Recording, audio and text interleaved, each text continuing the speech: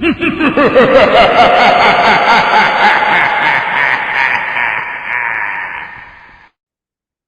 bonjour, pour ce mois-ci, je vous propose une vidéo sur un sujet qui me passionne, puis aussi qui est un peu un second métier pour moi. Il y a peut-être des gens qui savent que je fais des visites guidées, mais je suis aussi conteur de légendes à l'occasion. Et je m'étais intéressé aux contes et légendes il y a plusieurs années sous l'angle d'un historien. À quoi correspondent ces histoires-là dans une trame historique? Puis je finis par découvrir en lisant, puis en connaissant l'histoire de ces périodes où certains récits sont nés, ben, sont un reflet de ces sociétés-là. Alors, on va faire ce voyage-là à travers le temps et à travers des histoires qui ne sont pas vraies, mais on va parler d'histoire, puis ça, c'est vrai. Mais d'ailleurs, dans les contes et les légendes, ben, les contes, souvent, c'est des histoires fictives, d'où la morale, c'est ce qu'il faut retenir. Tandis que les légendes, on parle de quelque chose de vrai, de faits, de bâtiments, de lieux, de personnages, mais dont on va exagérer des choses. Alors, c'est vraiment intéressant comme sujet. Alors, on va commencer. Alors, pour la trame historique, la plupart de nos contes traditionnels québécois, en fait, canadiens, français, on devrait dire, parce que où ils sont nés au 19e siècle, l'appellation de Québécois n'existe pas. C'est quelque chose qui arrive avec la Révolution tranquille dans les années 1960. Avant ça, quand on disait Canadien, ça voulait dire d'être de racines françaises. Et les anglophones, ben, souvent, ils se considéraient encore comme des gens attachés à l'Empire britannique. Fait que c'est des sujets intéressants des fois de voir comment l'appellation de certains groupes culturels se font à travers les époques. Alors, de là, l'appellation de Canadien-Français pour décrire les contes qu'on connaît traditionnels au Québec, là. Alors, car c'était des contes aussi qu'on pouvait retrouver dans le français, dans les communautés francophones hors Québec aussi, hein. Ben, il y a la conquête britannique, on va commencer tout de suite, où l'élite française de la colonie va quitter. Donc, il y a une perte un peu du pouvoir et de son destin pour les gens qui sont nés ici, les anciens sujets français qui vont devenir des sujets canadiens de la couronne britannique.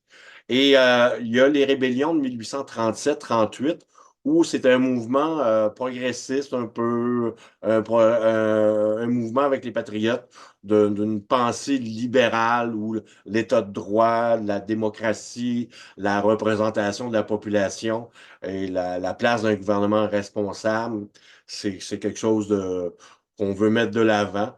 Ça fait penser un peu aux idées de la Révolution française. Mais au Québec, contrairement en France, les rébellions, les revendications vont pas porter fruit tout de suite. D'ailleurs, même le mouvement patriote est écrasé. Alors, il y a plusieurs gens qui croient qu'à partir de ce moment-là, c'est une période où on entre dans une période conservatrice, ultramontaine de l'histoire du Québec, où c'est vraiment des élites conservatrices, dont le clergé en tête, qui tient le haut du pavé dans cette société-là de la fin des rébellions de 1837-38, on pourrait dire à partir des années 1840, avec l'acte d'union, où les deux provinces, le Bas et le Haut-Canada sont réunis. Alors, pour protéger un peu de l'assimilation, le clergé va prendre une grande place aussi, hein. Euh, Également, à ce moment-là, ben, c'est une période où des personnages, comme vous voyez à l'écran, Ignace Bourgeat à Montréal, qui va faire venir beaucoup de communautés religieuses de France. Parce qu'après la conquête britannique, on avait interdit aux communautés religieuses de recruter des prêtres qui allaient servir, bon, à desservir dans les diocèses, dans les paroisses, mais aussi à l'enseignement. Mais on va se rendre compte qu'éventuellement, qu'après plusieurs décennies, de l'absence de maison d'enseignement, c'est pas vraiment, on va dire, une plus-value pour la société. Fait que on va permettre, et des gens comme Ignace Bourgeois vont faire venir plusieurs communautés religieuses qui vont venir enseigner, mais aussi offrir des services sociaux, ce qui va permettre aussi au clergé, à des idées conservatrices, de prendre pied dans la population, dans la pratique religieuse autrefois. À l'époque, on pourrait dire de la Nouvelle-France. C'était pas si, on pourrait dire, fervent que ça. La ferveur religieuse, la pratique religieuse va vraiment être vraiment quelque chose d'important et associé à l'identité canadienne-française. Euh, durant cette période-là, où débute une période de conservatisme qui va durer à peu près 1840 jusqu'aux années 1960. C'est une période aussi où en ville, c'est le capital anglophone, anglo-saxon, qui domine, et le Canadien français catholique, il est souvent en bas de l'échelle. Alors, souvent, l'élite du clergé et canadienne française aussi va considérer le milieu urbain, la révolution industrielle, l'urbanisation, comme des mauvaises influences, hein. Et éventuellement, ils vont tenter de s'installer en ville aussi pour contrer l'influence de cette modernité qui arrive en ville. Quand on pense aussi à cette période-là, c'est une période où le monde rural est idéalisé, où le Canadien français n'est pas mis en infériorité et aussi il est pas dans le monde capitaliste. Donc, on a une vision que le Canadien français, c'est un être spirituellement supérieur, moralement supérieur aux protestants, à l'anglophone. Alors, souvent, le monde rural est idéalisé dans la littérature, dans la pensée. Et dans le monde rural, il y a un phénomène qui arrive aussi, on vit pas riche. Alors, souvent, les pères de famille sont partis à l'automne quand la récolte est engrangée et ils vont aller couper du bois dans les camps de bûcherons et ils ne sont retour dans leur famille qu'au printemps parce que les chemins sont couverts de neige. Alors, ça donne naissance à des récits euh, canadiens, français, comme la chasse-galerie, qui est un conte vraiment, une légende, pardon, qui est vraiment emblématique. C'est une image qui est très connue. Ben, c'est l'histoire de gens qui s'en vont travailler dans les camps de bûcherons et l'hiver est arrivé, sont là pour toute l'année. Puis dans les camps de bûcherons, il faut se rappeler aussi qu'il n'y avait pas de présence d'alcool ni de femmes. Alors, c'était des lieux très masculins. Alors, leur ici, c'est que c'est des gars qui, à Noël, ils s'ennuient de leur famille et de leur blonde et ils font un pacte avec le diable et ils finissent par s'envoler en canot, en volant dans le ciel, en s'en allant retrouver leur famille et leur conjointe, leur amoureuse dans leur village.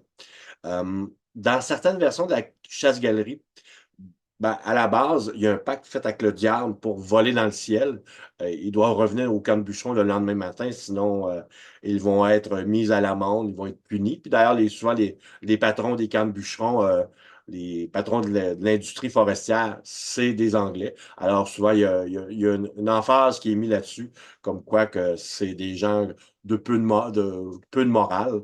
Euh, alors, nos héros, souvent, ils sont des Canadiens français. Ils s'en vont en canot et ils ont fait un pacte avec le diable. Le diable leur promet de les transporter, de les ramener à l'heure, à condition qu'ils ne touchent pas un clocher d'église, qu'ils ne sacquent pas, qu'ils ne blasphèment pas en voyage. Et lors de leur retour au camp de bûcheron, ben, leur canot verse puis ils tombent parce qu'il y en aurait un qui aurait blasphémé. Il y a des versions de la chasse-galerie, parfois, où il y a plusieurs versions où ils perdent leur âme. Donc, ils ont perdu leur pacte face au diable. Dans d'autres versions, euh, ils vont réussir à s'en tirer. Vous savez, au Québec, souvent comparé à des vieux contes européens où la présence du diable est présente, là, souvent le diable gagne dans les légendes québécoises. Pour vraiment indiquer qu'il y a un danger de ne pas respecter, comment je pourrais dire, les, les rites et les traditions culturelles et religieuses. Alors, ça se retrouve souvent dans plusieurs contes. Il y a la présence aussi dans les contes canadiens-français, aussi européens, ben, ailleurs dans le monde aussi, du loup-garou. Ici, le loup-garou, c'est quelque chose qui est associé encore à une pratique religieuse. On disait que pendant la période de Pâques, ben avant Pâques, il y a la période qu'on appelle le carême, 40 jours sans boire ni manger. Alors, et sans se divertir, pas de divertissement impie. Ici, on trichait pendant cette période de carême, ce qui impliquait aussi de ne pas manger de viande, pas boire d'alcool. Alors, ici, on trichait, on disait que une punition divine pouvait nous arriver et être transformé en moitié homme, moitié bête. Il y a un conte québécois, je crois que c'est de Louis Fréchette, ou Louis Fréchette ou dénommé Stevens, où il y a un homme qui engage à un moulin un apprenti qui est pour l'assister, mais qui n'a pas une grande pratique religieuse. Puis le soir de Noël, il se laisse, pour dire, convaincre par son apprenti de travailler quand même le soir de Noël, ce qui est un blasphème au point de vue religieux. Et durant la soirée, il perd son apprenti de vue et quand il le retrouve, ben, il se doute pas que c'est lui, mais il fait face à une bête, un loup-garou. Alors, faites pas votre câlin, il va arriver un malheur. Alors, donc, souvent, nos contes et légendes, surtout les légendes, ont souvent, comment je pourrais dire, un arrière-scène qui est religieuse. Euh, à Montréal, en milieu rural, ben oui, parce qu'il y a déjà eu un milieu rural sur l'île de Montréal. Dans le quartier Huntsic, j'y travaille depuis les années 2000. Il y a des gens qui m'associent beaucoup à ce quartier-là. Il y a la légende qu'on appelle la légende du cheval blanc. C'est une histoire de loup-garou. C'est l'homme d'une paroisse qui n'avait pas fait son carême depuis 7 années consécutives. Et lui a été transformé en moitié homme, moitié animal. Dans ce cas-ci, moitié homme, moitié cheval. Et l'homme en apparence de cheval, vous voyez l'image qui est en haut, la gravure ici, là. C'est une représentation de l'église de la Visitation, qui est au coin de Gouin et Papineau, qui est actuellement la plus ancienne église de Montréal, à l'heure qu'on se parle. Euh, c'est une église qui avait cette apparence-là à l'origine, une petite église de village avec un petit clocher au central. Euh, le cheval, il venait de démolir l'homme sous apparence de cheval, une fois puni par le bon Dieu, pour se venger de cette punition divine. Il vient démolir la nuit l'église qui est en construction. Alors, les habitants du village n'ont eu assez et, avec l'aide du curé et du forgeron, vont attraper la bête et ils vont lui faire traîner. Comme on voit en bas, la représentation d'une sculpture d'Alfred la Liberté, qui a fait beaucoup d'œuvres qui représentent des contes et légendes d'ici. Alors, on voit la bête qui traîne des pierres pour ériger l'église de la Visitation. Fait que c'est une église qui a été érigée grâce à un malin. Alors, mais l'ancienne façade parce que le cheval, en passant, dans l'ancienne façade, il manquerait une pierre parce qu'à la dernière pierre, le cheval a réussi à se libérer.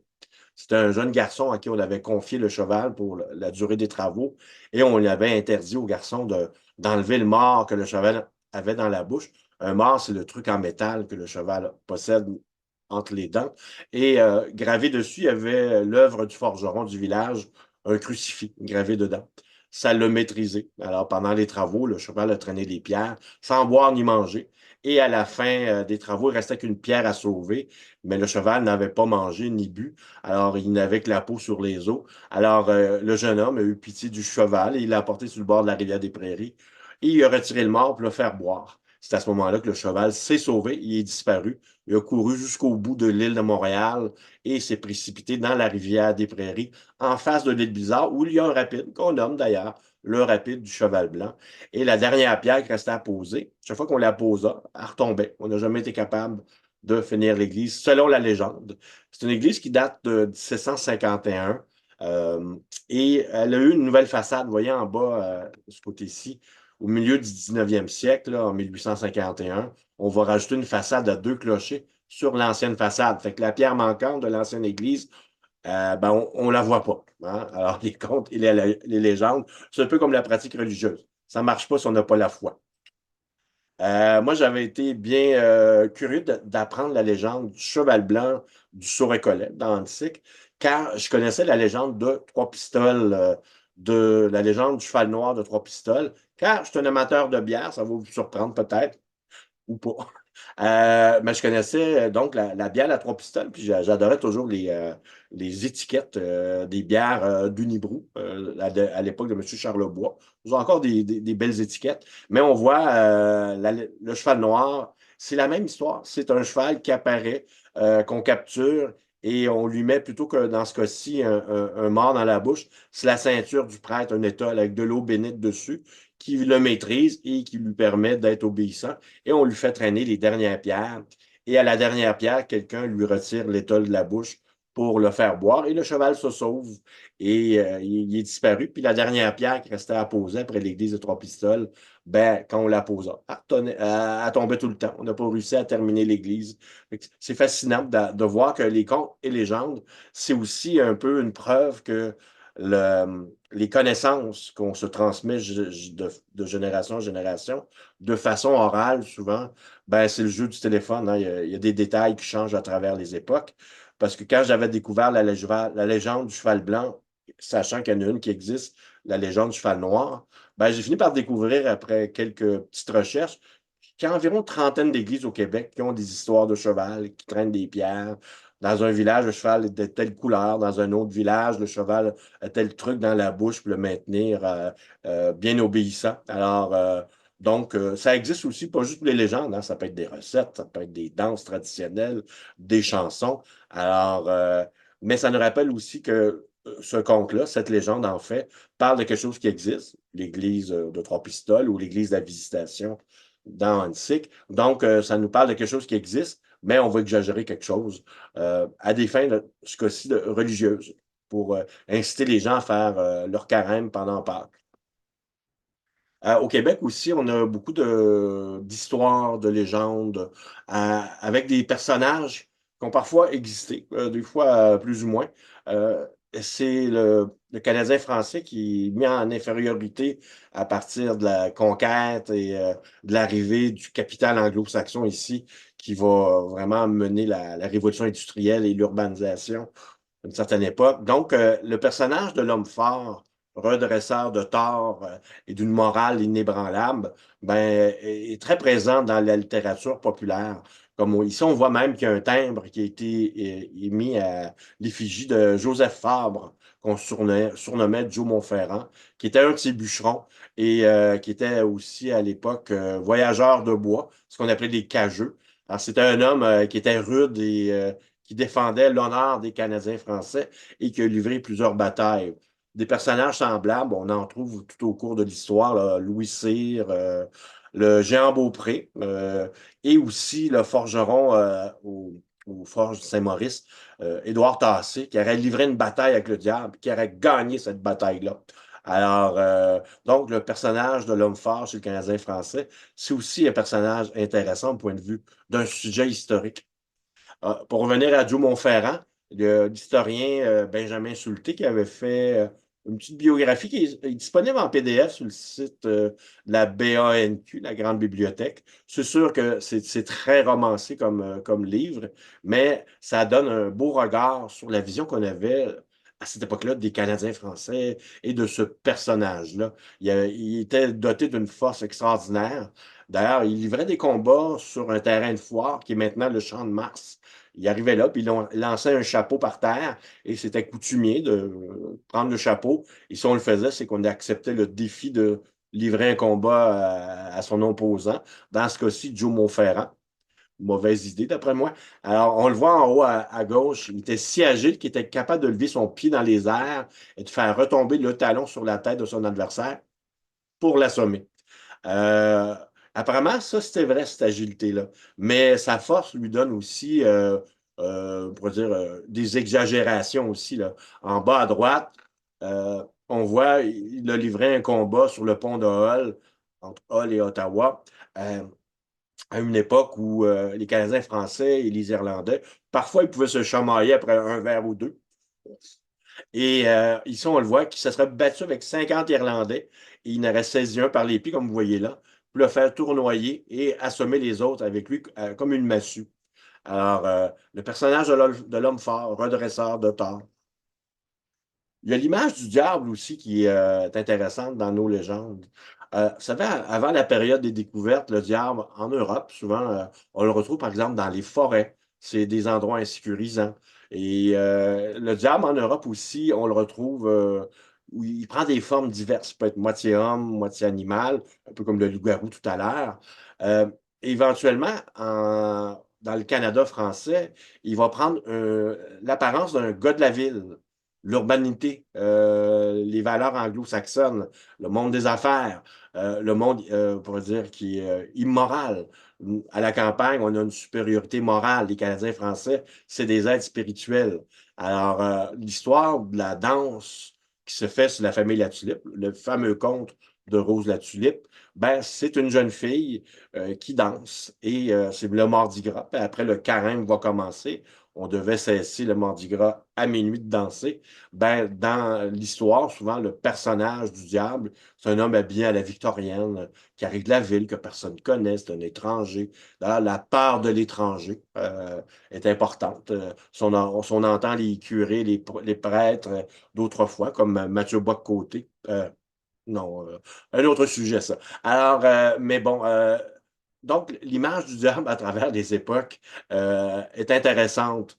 Et dans l'histoire de Rose la Tulipe, ben, le diable, selon les récits, parfois, il est vaincu. Il est vaincu parfois par le curé du village qui voit qu'à minuit, la danse n'a pas cessé. Il se rend dans la maison des La Tulipe et asperge le diable de d'eau bénite, puis il finit par se sauver. Parfois, c'est pas le diable, parfois c'est une personne âgée. Les deux représentent des traditions, la piété religieuse. Fait que souvent, les personnages dans les contes et légendes ont une représentation, comme la jeune fille, comme Rose de Tulipe, ben, c'est le symbole de la religion catholique, la jeune fille, la virginité, le symbole de pureté, que le diable va réussir à corrompre ou pas. Mais justement, dans certaines versions, comme le conte, la légende de Rose la Tulipe, ben, il y a des versions où tout le monde périt aussi, hein. La maison, les portes se referment, la maison s'enflamme et tout le monde brûle dans le feu. Alors, il y a des dangers à ne pas suivre, on va dire, les bonnes morales et la piété religieuse. Fait que voilà, c'est un petit tour d'horizon sur les contes et légendes. D'ailleurs, là, au moment où je tourne cette vidéo-là, c'est l'automne. Je vais rentrer bientôt cet hiver dans mes saisons. Je fais quelques spectacles de contes et de légendes avec des violonneux, des violonneuses. Fait que vous avez la chance de me voir. Ça va faire plaisir de vous raconter des histoires, des fois un petit peu épicées, mais toujours bien amusantes. Pour prendre connaissance de mes activités, j'ai un site web, comme vous voyez là, stéphanetessier.ca, un site endiablé, on pourrait dire. Dans ce site, vous allez voir mon calendrier de visites guidées. J'en fais pratiquement jusqu'au mois de décembre. Avec les changements climatiques, bon, ça me permet de faire des visites et aussi des conférences et également des spectacles de contes et de légendes. Alors, je vous invite à aller visiter mon site. Alors, j'espère que ça vous a plu. Au plaisir. Salut.